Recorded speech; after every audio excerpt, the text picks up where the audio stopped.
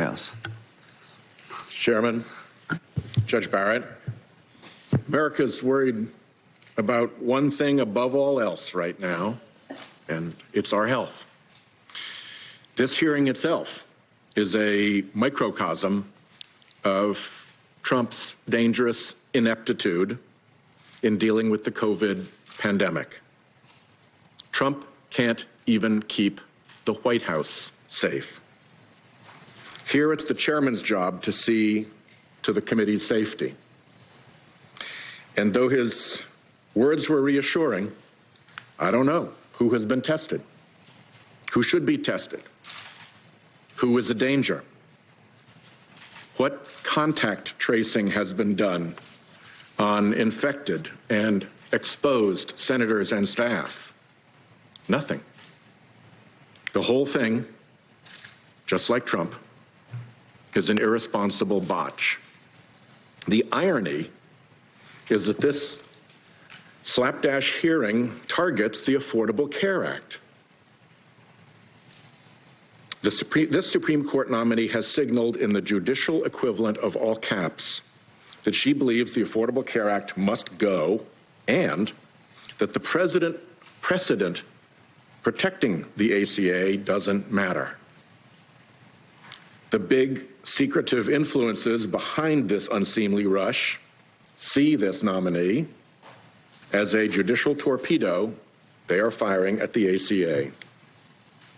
So I hope Republicans consider what's at stake for the many people who depend right now in this pandemic on ACA health coverage. Rhode Islanders are calling, writing, emailing, tweeting me by the thousands, asking me to say no to this nominee, mostly because they too see her as a judicial torpedo aimed at their essential protections.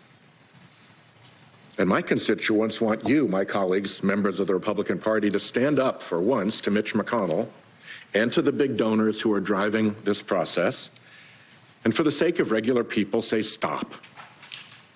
Here's one person to consider, Laura, from North Smithfield, Rhode Island. Laura's brother saved her life when he donated one of his kidneys to her. The hereditary nephritis Laura battled was a pre-existing condition protected under the ACA, just like COVID is now a pre-existing condition for nearly 8 million Americans. Laura tells me, without the ACA and its protections for people with pre-existing conditions, insurance premiums, if I'm able to get insurance at all, will be financially out of reach for me, and I will no longer be able to afford the health monitoring, labs, specialist appointments, and treatment that are essential for my kidney to function. My immunosuppressive medications alone would cost about $48,000 annually. Before the ACA, patients like me experienced times when they would come up against a life-threatening wall, not in treatment, but in the annual or lifetime caps on coverage insurers were allowed to impose. I can't imagine what this would have meant for me, bankruptcy or worse. Laura's not alone. We're in the midst of a relentless, deadly health crisis that Trump has botched, which touches nearly everyone in this country. Americans are dying by the hundreds of thousands. Our economy is down 10 million jobs.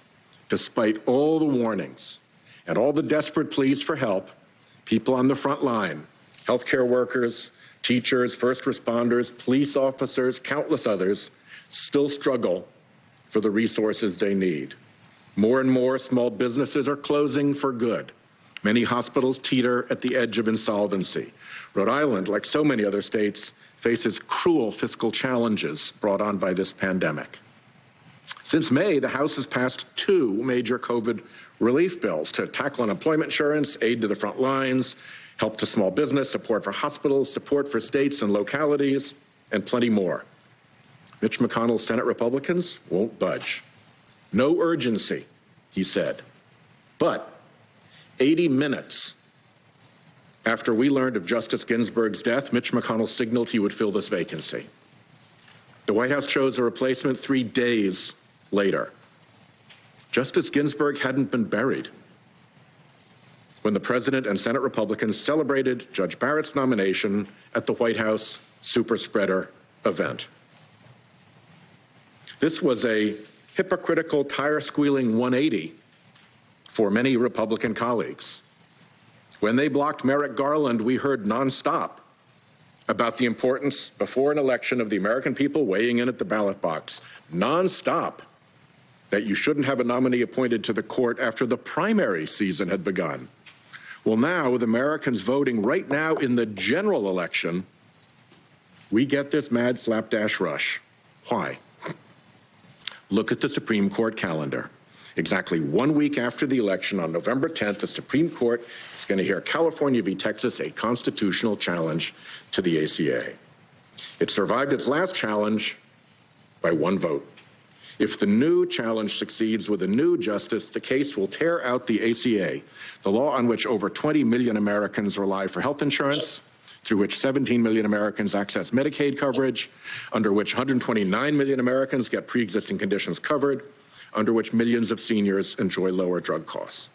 Gone. And make no mistake, this nominee's signals on the ACA and on respect for the ACA precedent are clear enough to move her to the top of the big donors list. Just 3 years ago, she wrote that Chief Justice Roberts pushed the Affordable Care Act beyond its plausible meaning to save the statute. In 2013, she wrote that stare decisis is not a hard and fact rule in the court's constitutional cases, the ACA being a constitutional case. Clear signals that are likely why she's before this committee now. So back to Laura. With stories like Laura's coming in from around the country, why would we rush forward? Well, the answer isn't pretty. There's a promise to big donors that must be kept. When David Koch ran for vice president, he campaigned on getting rid of Medicare and Medicaid. Imagine his fury when Obamacare passed. His groups are spending millions right now on this nomination. Republicans in Congress tried and failed to repeal the ACA more than 70 times. It's in the Republican Party platform for justices to reverse the ACA decision. Trump has over and over said this is his reason. And now we're in this mad rush to meet the November 10th argument deadline. And colleagues pretend this isn't about the ACA. Right. The travel of the ACA case leads to one senator's doorstep. In a Politico article yesterday, the senior senator from Texas tried to say that this rushed process isn't targeting the ACA. But look at the record. The district judge in Texas who struck down the ACA in the case, now headed for the court, is a former aide to the senator, who's become what the Texas Tribune calls the favorite for Texas Republicans seeking big judicial wins like torpedoing the ACA. The senior senator from Texas introduced in committee the circuit court judge who wrote the decision on appeal striking down the ACA. Senator Cornyn has filed brief after brief arguing for striking down the ACA. He led the failed Senate charge to repeal the ACA in 2017. He said, I've introduced and co-sponsored 27 bills to repeal or defund Obamacare and have voted to do so at every opportunity. And now, talking about socialized medicine, the old Republican battle cry against Medicare, Senator Cornyn and all of our colleagues on this committee are pushing to get this nominee on by November 10th, the time needed to strike down the Affordable Care